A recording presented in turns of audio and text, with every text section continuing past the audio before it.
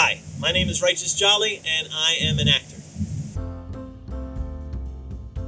Well, I had actually found a few years ago something that I created when I was in third grade, and it was, what do you want to be when you grow up? And it had the grocer in the neighborhood, the policeman in the neighborhood, etc., etc. And at the end, it had your picture with what you want to be. And what I wrote was, in third grade, that I want to be famous like Cyndi Lauper.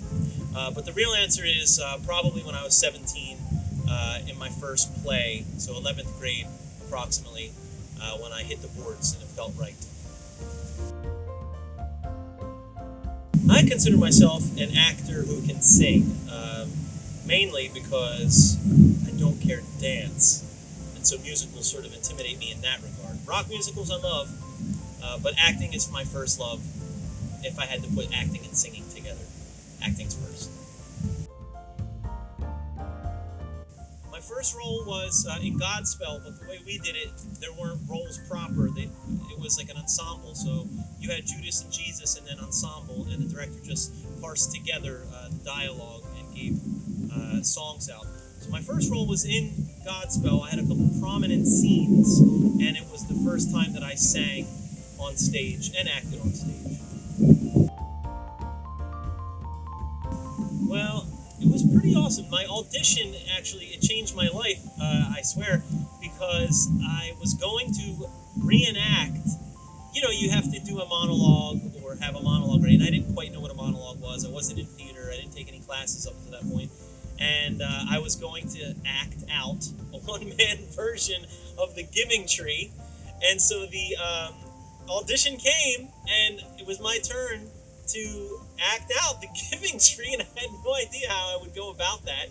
So I didn't do it, and on the spot, I just told a story and made jokes instead. It was a pretty bawdy story, which I won't retell now. And when they laughed, when the director laughed, and when my peers and some kids that were older than me laughed, it was it was a feeling I'll never forget. And it was probably a feeling I've continued to chase ever since. So it was pretty awesome, to say the least. Well, the arts are important to me. The arts at large are important to me personally because they allowed me, acting in particular and studying theater, allowed me to work out a lot of things that I may not have worked out otherwise. That is to say, you know, an emotional, environmental, and psychological baggage. So I'd say that's first and foremost. But on a macro level, I think the arts are important because, not unlike myself, they allow people to figure out what their story is. And I think a lot of people go through life, their entire lives, till their death, and they never quite figure out what their story is. Or perhaps they're afraid to share it. And the arts allow a very specific nurture for you to share your story. And I think that's invaluable. Well, you know, it was Joe Trainer, through and through. I was in a project called Gemini Rising, and Joe Trainer was found, or hired, I should say, probably hired, and then we collaborated on a song in this project, and it was pretty amazing. I'm proud of that project. Some years went by, I don't know how long, and they were ready to do Bloody Bloody Andrew Jackson, and I'm so grateful that Joe brought my name up to Michael Gray. I auditioned for Michael Gray with a big old beard and a big old belly, and I have both still. And and they gave it to me. I think Joe had a little, not coddling. I do think I earned it, and I worked hard. What's the question again? How did you get involved with City Theater? It was Bloody Bloody Andrew Jackson and Joe Trainer, and I've made friends for my life. I'm so grateful to City Theater. Really, I am. This isn't some bizarre pandering for this interview. City Theater came to me, or I came to it in a time that I needed something because I was about to crumble, I think. But I didn't because of the arts.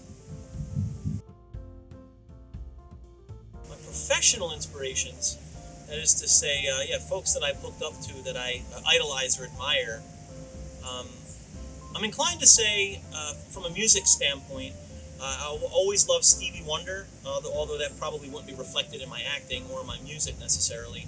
Harry Chapin, though, who I adore, which I think you could draw comparisons to.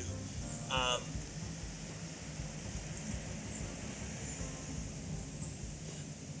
my professional, I'd say I always go back to this list: Stevie Wonder, Harry Chapin, Jack Black, and Philip Seymour Hoffman, just to be short about it. I adore those cats. My personal inspirations are literally, and I'm not pandering, any old timer that is still doing it.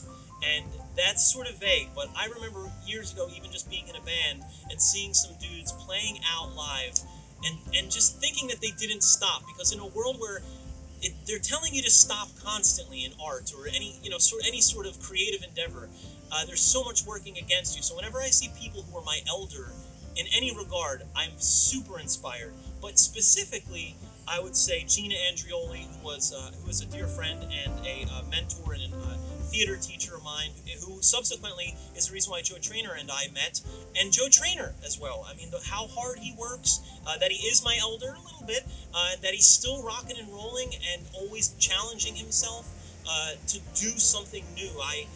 I want to continue to do that. And so when I meet folks who are, as I said, when I meet folks who are my senior and they're continuing the path, I don't know who else I wrote on my list though. Gina, Joe, Mr. Volpe, I'm indebted to my theater. And I'd say my theater teacher from high school and an acting teacher named Alan Langdon from Conservatory. Yes.